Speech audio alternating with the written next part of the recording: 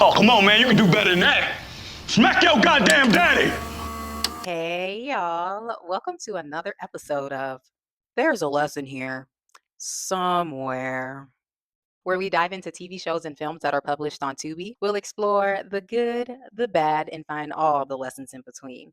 I'm your host, Manji, and for today's episode, we are going to be diving into the film called Security. Now, if you missed the previous episode, I do think you should check it out. We covered Zoe Kravitz's film Blink Twice. Now, let's go ahead and get started on Security. So, this film is about an hour and a half long, and it stars Antonio Banderas. He plays the role of a former captain of the Marines, and he's like in this place where he's trying to find some work. Now, off rip, I was like, I know that ain't who I think it is.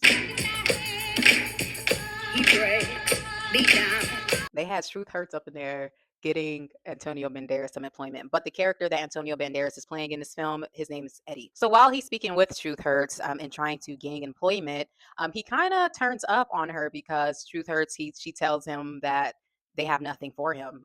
There's no work basically. And he kind of just went off because he went to this place to get work, and then they also guaranteed that he had a job or something of that nature. And of course, the establishment had all these, like, excuses. So he ends up storming out. And before he leaves, Truth meets him in the parking lot and ends up giving him information for a job that begins that evening. And the reason why she didn't initially give it to him is because he refrained from checking if he had gotten a mental evaluation. So since he didn't check that, she wasn't sure if he would qualify for the job. But after he reacted the way he did, she was just like, go on ahead and get you some money. Now, this job did not pay a lot. This job was like a security job in the mall overnight, and it was only like 9.50 an hour. But Eddie gonna have to do what he got to do. Now, in the next scene, we see the U.S. Marshals, and it looks like they are transporting someone. Eventually, we learn that they are transporting a child witness. Now, while they are en route to their destination, I think they said they had about an hour and a half left to go. Their service dropped, their radio dropped, so they can't even communicate with the people in the other vehicles. And they also noticed that there was an additional car in their lineup, so they realized that they're being followed. They started trying to communicate with people who are supposed to be in the other vehicles and also back at base, in which they couldn't get in contact with anyone. Eventually, the people who are after this witness put out spikes on the ground. One of the U.S. cars started like twirling down, going down the hill, and eventually a shootout began. So one of the marshals, of course, everyone knows that, whoever these people are, they are after this witness. One of the policemen tell the child to go just run in the woods until you find someone and don't stop until you do, because it was pretty obvious that they're not going to be making it out of this ambush. So the girl did as instructed, and she ran right into the woods. And now while she's getting out of there, it's a whole shootout between whoever these people are and the U.S. Marshals. And whoever them people were took out the U.S. Marshal. So that child is definitely in danger. And now, after these people took out the entire U.S. Marshal force on this highway, they literally just cleaned it up. So it appeared as if nothing ever happened. So now this gives us some insight of who we fucking with here. And these aren't people to fuck with because they're obviously professional. And if they can take out the U.S. Marshals and clean it up, I'm pretty sure they can take out anyone and clean it up. So now we like, what is happening? And let's hope they don't get a hold of this little girl. But after the US Marshal scene, we see Eddie, and he is in a hotel room and he's having a phone conversation with some lady. Eventually we learn that this is possibly the mother of his child. So while on the call, she was concerned about his mental health. So this keep coming up during this film, his mental health. And so she was letting him know that, there are services back to wherever she is that can offer him the help that he needs. And he kind of cuts her off and was like, I'm fine. Don't even trip. I got it. And then she also mentioned about how his daughter misses him. So that's where we learn, why he's doing this. So the whole point of the conversation was for Eddie to call her to let her know that he's going to be away for a while because he just got this gig and he's going to stack up and then eventually get back to wherever they are. So now it's time for Eddie to start his $9.50 an hour gig at this mall. And Eddie's whole demeanor definitely gives like former army, and it's also just like I don't fuck around type energy. So yeah, it's his first day at security at this mall in the middle of nowhere overnight as well. And the first person he meet is Vance. Vance is like the shift lead manager, the person in charge of the security guard squad.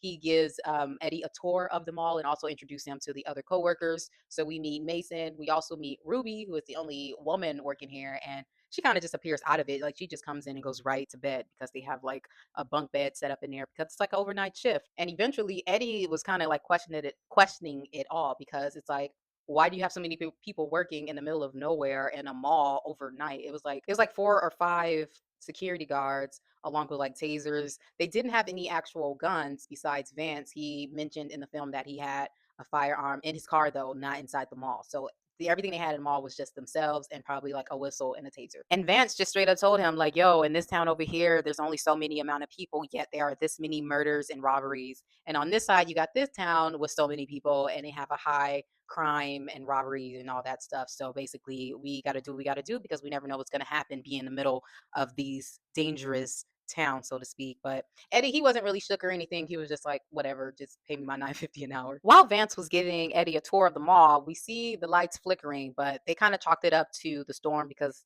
it was raining and stuff outside. So once Vance was done with the tour with Eddie, he kind of leaves him to do his thing. So Eddie just like, started making his rounds around the mall to make sure everything's good. And during this, the lights go out. And one of the things that Vance informed Eddie to do is to call in before you do anything because, you don't want to end up doing something stupid. So basically get the approval first and then act on it. So Eddie immediately called in Vance and was like, "Hey, like what's going on?" And then Vance instructed him that, it's nothing to worry about. The lights and stuff will be on eventually. So I'm assuming they turned on some sort of generator. So once the lights came back on, Eddie, he continued walking around the mall, but then he hears some banging. So of course, he goes near that sound. And once he heads over there, he sees a little girl banging, asking for help on the outside of the mall. So, of course, he just like hops into gear. Now, up until this point, there was a whole bunch of signs of just how much of a family man this dude is. So it only makes sense for him to rush and help this girl, in which he did. Yes, he phoned in and like reached out to Vance to say, "Hey, there's like this child outside." But after that, he just went to go help her because you don't need permission to help this child. And obviously, this child needs help. So he gets her into the mall. They end up taking her back to like the employee room area where the bunk beds were because after she got in, she kept yelling, "They're coming, they're coming." And then she eventually passed out. So then they took her to like the break room and laid her up in there on one of the bunk beds. Now, after that, the security guards, they're looking on the cameras and they see a guy walking by himself, walking towards the door. And it wasn't like the traditional front door, it was like the back front door because this mall, it was kind of like two malls set in one or in one setting. And it was split in half by like this rolling door, this type of metal door that splits the mall in half. So this guy, he's walking towards the door, the same door that the little girl came in. So of course the security guards go over to see what's going on. And off top, he was like, "Hey, I'm looking for my daughter. She ran off. She's about 11 years old." All the other security guards didn't question it at all. They were just like, "Oh yeah, that little girl just ran up in here. So let me go get her." Eddie, he's the only one who's kind of like second guessing, just like asking questions because it's just like he remembers that when she came in, she was yelling, "They're coming, they're coming." So obviously this little girl is running from something. Obviously this little girl feels like she is in danger. And even if this guy is her father, that doesn't mean that he is not also like a culprit. Once they bring her out, Eddie started asking questions like, "Oh, like, does she have braces? What color are her eyes?" And the other security guards was like, kind of insinuating that he's doing too much. Like, let's just give this girl to this guy who claims to be her father. But then the girl, she wakes up in the nick of time and started screaming and runs away. So once she did that, they kind of closed the door because obviously something is wrong.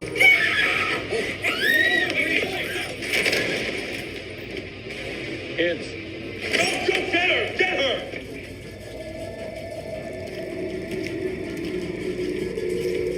What the hell is that? Now, Vance is the one who is like face to face with this guy, and he's the one who's like holding the door locked. They had like this chain. So now he's like the one in charge, supposedly. So once that happened, we see another person walking up. Now, when I first seen this film, I thought this was going to be on some supernatural shit. Like the way these two men were approaching this and the way they were just moving, I thought some ghosts or werewolves about to pop out, but it was none of that. So this other person walks up, creepy as hell, with like a suitcase full of like over $1 million cash, unmarked bills. This guy, who we eventually learn name is Charlie, he was given an offer to Vance and I'm assuming the rest of the security guards. And that option was to take this money and disappear while they take the child. And basically, you don't need to know what goes on after that. You'll just become rich and you get to live your life. Or everybody in this building could just die because at the end of the day, they're going to get that child by any means. So you could leave here a rich man or you could just die. And now Vance, he's definitely considering it. So that's what's taken him so long. And Eddie, again, he's a former Marine, former captain from the Marines. So he's very knowledgeable on how to navigate these situations. He's telling Vance to just lock the door because it wouldn't make any sense. Like, why the fuck would they let you go with over $1 million in cash when you know who they are? You know who they, like, you know too much. There's no way they're going to let you leave with money. Use your fucking noggin. But Vance was just thinking about that money. So you can tell he was getting ready to let the dude in. So Eddie took it upon himself to kind of snug him a little bit. And before he locked the door on old boy, the dude was like, yo, like you should have let him take the fall for getting everybody up in this building killed. And then he was like, thank you for your service. So now Eddie is like, what the fuck? Like, how the fuck you know, one, I was in the army. Two, like, he just knows too much. And at that point, he just locked the door and they head back to the break room to kind of figure out what to do next. And now, once the guy and Charlie and the dude with the money make it back to the crew, we see that it's a lot of these people. It's not just a few. And they are basically surrounding the mall and just setting up shop because again they about to get this child by any means, so they have snipers around the mall. It's a lot of them. And now that Eddie is kind of aware of what the fuck is going on, his whole focus is truly to protect this child whose name is Jamie. After she woke up, she ran inside the mall, so now he's like just talking out into the open in hopes that she can hear him and kind of trust him a little bit so they can figure out something to protect her because these people are here for her. So he's out speaking aloud, talking about how he has a daughter and basically just trying to seem relatable to Jamie. And it worked because eventually she comes out with a toy gun and like demanded some dry clothes, some food, and to be protected. So of course he turns around and takes the little gun or whatever. And now this is like the start of the rapport that they're developing with each other. So eventually they go with the rest of the security crew and now everybody is kind of just getting on the same page. And now while everyone is amongst each other, Mason, he started putting two and two together and was like, holy shit, like you are the witness from like this gang. So it turns out that Jamie, the little girl, she's in a situation because her dad was running with some gangs and her dad ended up snitching and getting killed and she was a witness to her dad being murdered. So somehow she managed to get away in that situation, but since she is a living witness they are going after her so she can't testify and the gang could go free. And so he realized why she is there, so now everyone's informed and now Eddie is kind of taking all this information in as well and also just realizing the severity of the situation. Like they're going to do their absolute best to get this little girl, so that means that there's a chance that everybody might die. Now Mason, I wouldn't call him the weakling, but he's the one who kind of freaks out the most out of everyone in here. Like Ruby, she's still passed out on the bed, by the way. But Mason, he's kind of freaking out and he's like, look, I'm about to just go home. And Eddie's like, yo, you leave out of this building, you're dead because like your only chance at surviving is kind of staying inside and sticking with us. Like you don't even have to help. You could just hide in somewhere in the mall. But if you want to live, I suggest you don't leave. And so he ends up listening because like it's obvious that Eddie knows what the fuck he's talking about in this moment. And if you want to live, like I think you need to listen to him. And the main reason that triggered Mason, that got him freaking out to that point, is they realized just how many people they were up against because of the cameras and stuff. So they see them when they were going to set up shop and stuff. So that is what triggered him. And while they are setting up shop, we also see some of the people kind of messing with the employees' cars and stuff. So that's when Eddie was like, okay, I think they're actually bluffing. They don't know if the police are actually on the way or not. So they're just trying to stall. So that kind of gives us a little bit more time. So now he's like low key coming up with a game plan for everyone. Eddie, he's kind of like giving people assigned stations and just let them know what to anticipate. So we see them kind of getting ready for that, like trying to create some sort of weapon and like booby traps and stuff around the mall. And now the other people, they start figuring out how to get up in there. They use like some truck to just run through the initial door that the girl came in and the dude where he tried to offer money. So they got through that first door, and this one ninja motherfucker comes out literally like a fucking ninja and start like fucking scaling the wall of the mall with like this like axe thing. And while he's trying to get up on the fucking mall, the people up top, like the security, Eddie and them, they somehow managed to get a fucking couch up there, set it on fire, and then throw it onto the car that just crashed into the mall. They did that to let them know that they're not playing around and that they are actually going to fight back. Unfortunately, it didn't stop Mr. Ninja from getting into the mall, but fortunately, it did connect with the car that busted the doors down. And there was someone in that vehicle, so they were set on fire. And this is how serious this situation is. Like, one of their own people got caught on fire. And of course, he ran out of the car and was like running out. And Charlie, the head honcho, signaled for one of the snipers to shoot. And after they shot him, they was like, clean it up. So this thing has to be it has to be done perfectly. There can be no fuck ups and they need to get that girl. That This is a very serious situation. It makes it a little bit more scary for the security guards and the little girl inside of this mall. And so after they push the couch down, they are all running to hide in the area because we got Mr. Ninja coming up in here. And Vance, I think he like dropped something and then he was trying to go back and get it, which he shouldn't have, but he did it. And since he did, the ninja ended up catching up with him. But Vance, Vance, he surprised me the most out of everyone in this film. He stepped up to the plate and he wasn't no punk. He definitely put up a fight with Mr. Ninja.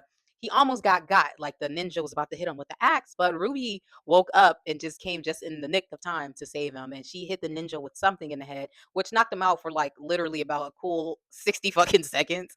But that was enough time for Ruby and Vance to get away and join the others and just get in action to try to stay alive and to protect Jamie. Again, now that the ninjas in here and they are anticipating a lot more people, we see them again setting up shop, building weapons, and setting up booby traps even more because the whole plan at this point is to buy time for the marshals to come because the marshals are going to eventually come for this girl. They're probably looking for her right now, and also just to kill as many as possible because that is literally the only chance that they have at surviving. And while they're doing this, we see fucking Jamie walking out. Now earlier, Eddie hid her in like this underground basement type, which was probably the perfect fucking hideout, but this little girl, who is the reason why all this is happening, by the way, just taking it upon herself to be like, I want to help. I can do something. But it's like, little girl, you are the reason why this is happening. So you actually need to be out of sight because you are the goal. Killing you is the goal. You can't be out here. However, this idea definitely benefited everyone. So the idea that Jamie had to help the team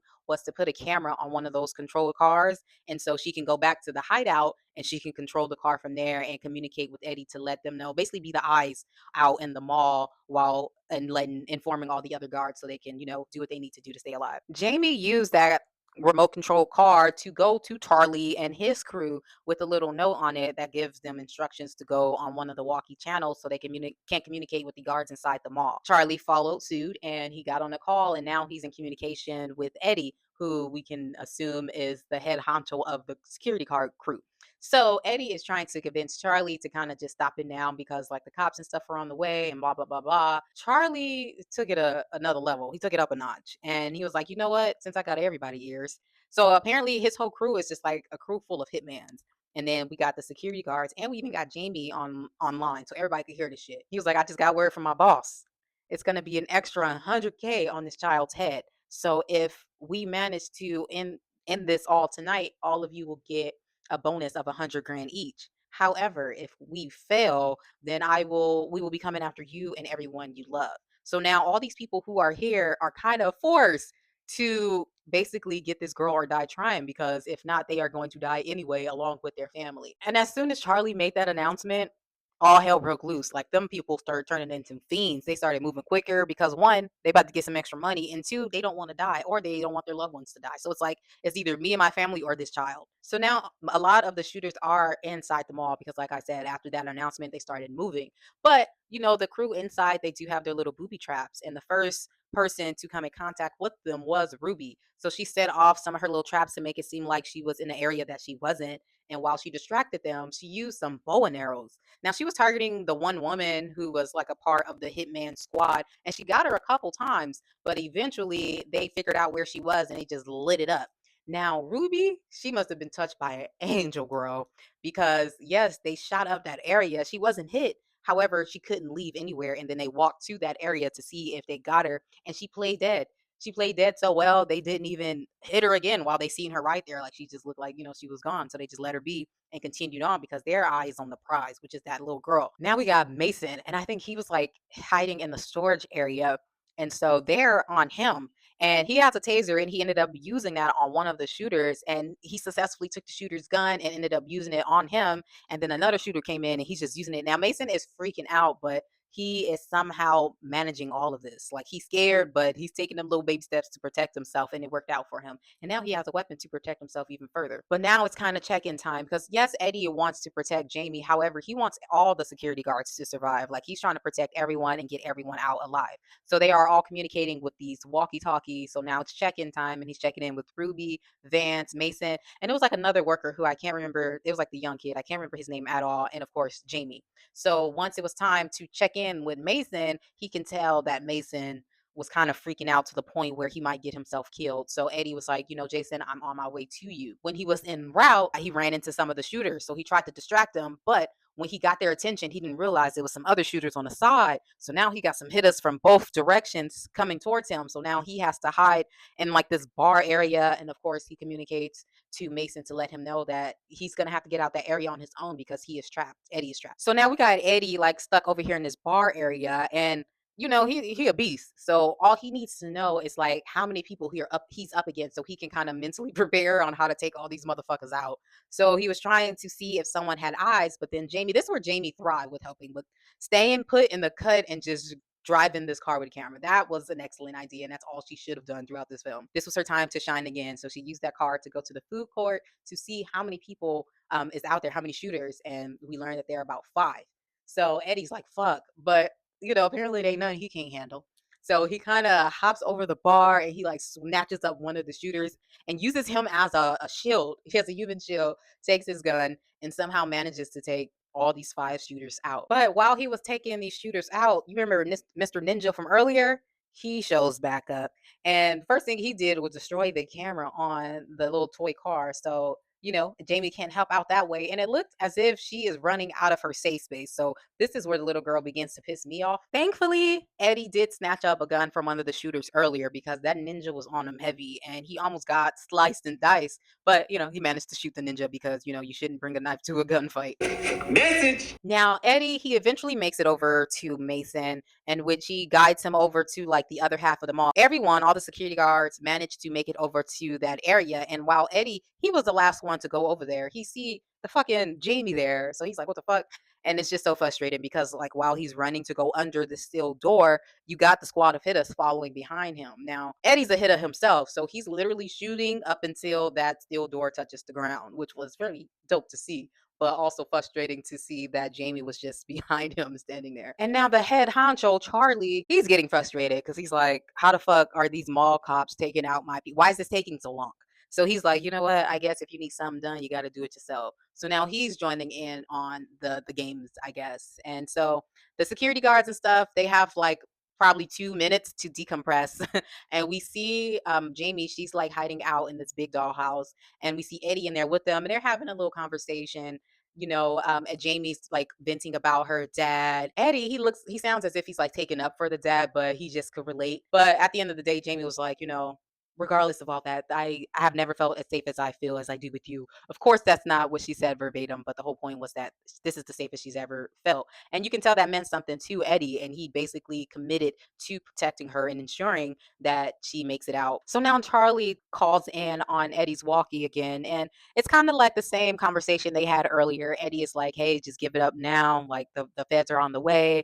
And Charlie is like, I will blow this motherfucker up. So you choose. You can still leave. I'll give you some money and you can still make it out a free man, or you can get blown to smithereens. And of course, Eddie is staying 10 toes down on protecting Jamie first and foremost, and then as many as the security guards as possible. So now it's like it's all we going all in right now. So now we see Mason, and he's getting excited because it appears as if the police or the marshals are pulling up. It's about 3 or 4 cars with like the police lights on it, and they pull up. So he's getting excited, and he informs Eddie. And now when Eddie looked at the cameras, the first thing he noticed was like this communication truck. So he realized that that's how Charlie and them are staying in contact and knowing what their every move. So he's like, yo, we need to get rid of that truck. So that's what his main focus is. So while Eddie went to go deal with the marshals and figure out how to get rid of the truck, he left Jamie with Mason. So now he went over here, he let the marshals in, and it's like 5 or 6 of them. And of course, they have their guns drawn on Eddie, telling him to get on his knees, and they're asking him questions about the little girl. Now, while this is happening, Vance, he's over at the steel door because, like I said, there was a split.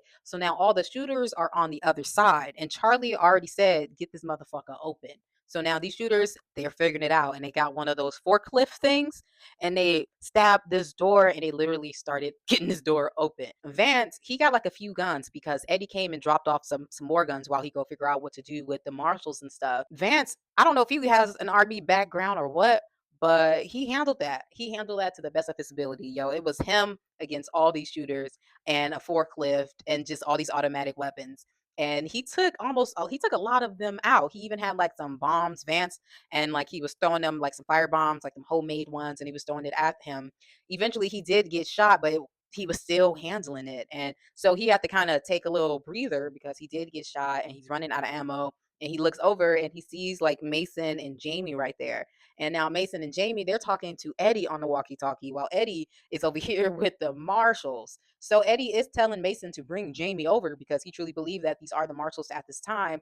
But he's very observant, this guy, Eddie. And so he started looking at the shoes of the so called marshals and he noticed just how soaking wet these shoes were and muddy as if they've been out in the mud this entire time. Once he put two and two together, him and Jamie had like a nice connection where they had little words and phrases that would trigger something within another. It was like a little secret little language. So he said something on the walkie which stopped Jamie in her tracks. But Mason, he made it right there where Eddie and the fake marshals were. And as soon as he stopped right there, the marshals turned and just let off fire. So of course, Eddie jumps into action and starts taking out all the marshals. Unfortunately for Jamie, she witnessed Mason getting taken out. So now she got this under her belt, which freaks her out. And so she, runs away. So after all that happened with the fake marshals and stuff, Eddie is communicating with Jamie again. And he, thinks that Vance is still up and running around, but Jamie had to inform Eddie what happened to Vance. And the last thing she seen was him standing up, basically him standing up, distracting the shooters, giving Mason and Jamie a little bit more time to run away. So that was the last thing she seen of Vance. And so she informed Eddie, and of course, he was distraught about it all. So after learning that, Eddie understands that right now it's literally just him and Jamie against Charlie and whoever the fuck else is left of the Hitta crew.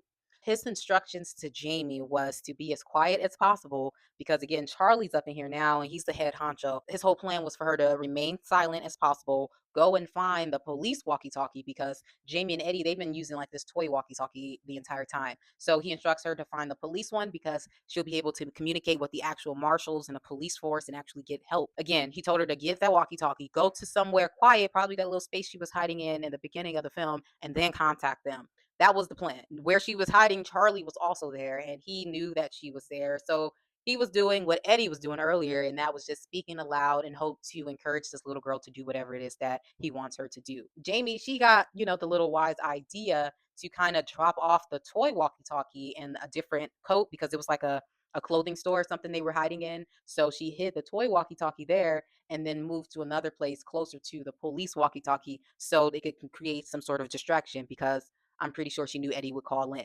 So while this is going on with Jamie, we got a new ninja out here that's going after Eddie. So Eddie is fighting who's probably the last fucking fighter of the Hitta crew who's inside the mall. And they're going at it. He got a gun. They're fighting to find the gun. It got to the point where Eddie ended up getting on this four-wheeler moped to try not to get shot by this dude. And he ends up busting out of the mall and going straight for the communications truck. So he's out on the moped and he hopped off of it just in time for it to crash into the truck. So now the communications truck is on fire. And at this point, Eddie could have lost his life because we had a sniper with the dot right on him. He could have taken him out. But the last ninja that was inside the mall, chimed in and was like, hey, he's mine. Because he was so set on taking out Eddie on his own. So that actually saved Eddie's life. Eddie, whole plan, he remembered that Vance had a nice little gun in his car. So since he's outside, he snuck to Vance's car and got the gun. Once he gets out of the car, the sniper still shoots him, just not to kill him. So he gets shot in the shoulder.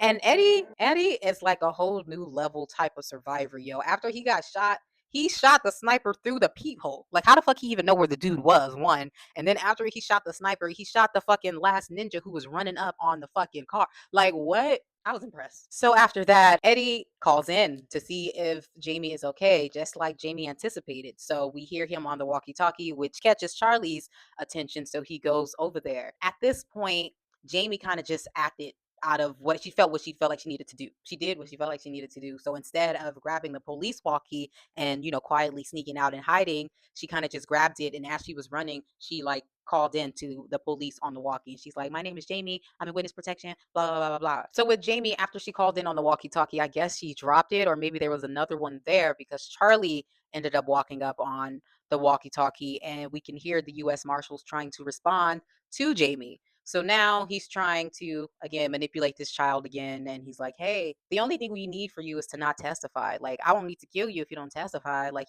And during his little spiel, Jamie takes off again. So this time she's hiding in the same area that she was in earlier with Jamie with the whole dollhouse and stuff. And Charlie, he's not in the rush. He's very patient with his walking and everything, and he kind of just slowly follows her. And he's still, talking, going on his whole little spiel. And then I guess he noticed where she was. So Jamie, she had like a teddy bear type backpack, and she was kind of used that to blend in with the other stuffed animals. But Charlie seen her, and he snatched her ass up from out of this pile of stuffed animals. And low key, I thought it was over for a baby girl. However, Eddie walks in just in time. Eddie, he's obviously injured. This is how dedicated he is to protecting this child. Like, I love it. So he's here injured. And now we got Charlie with a gun to Jamie's head. Now, this is a play again on Jamie and Eddie's relationship because they had a little back and forth earlier about a taser because he was trying to show her, I guess, mansplain to Jamie how to use a taser. And Jamie's being defensive throughout the entire film, rightfully so. And she's like, I know how to fucking use a taser, like my mom showed me, or something like that. Eddie, he says to Jamie, like, you know how to use it, or something like that. And so that triggered that conversation within her. So she was like, oh yeah. So she ends up using the taser, and within a half a fucking like millisecond, Eddie shoots Charlie like almost at the same exact time as Jamie tases him. So now they are safe, Jamie and Eddie. And so the police finally makes it there. And they don't know who's who. So of course they have their guns drawn. And Eddie, he comes out with his hands up. But Jamie was just, I guess, overwhelmed with gratitude that even though the whole entire police force had their guns out, all she could do was get in front of Eddie and hug him. We see Eddie like at the ambulance. We see Vance getting pulled on one of the little gurneys, and he's still alive. And that was so great to see because Vance somehow made it to the top to be my favorite character in this film. Like, of course, Eddie is great, but Vance, there was a lot of little plot twists and also the character development. Like, at the beginning of this film, he was ready to sell this child for $1 million. And by the end of it, he's a fucking hero. So I thought that was beautiful to see. So shout out to Vance and shout out that he's still alive. So this movie ends with Jamie visiting Eddie in the hospital. Jamie learns that she's going to be living with her uncle, which is great for her because, it's family and not some random strangers.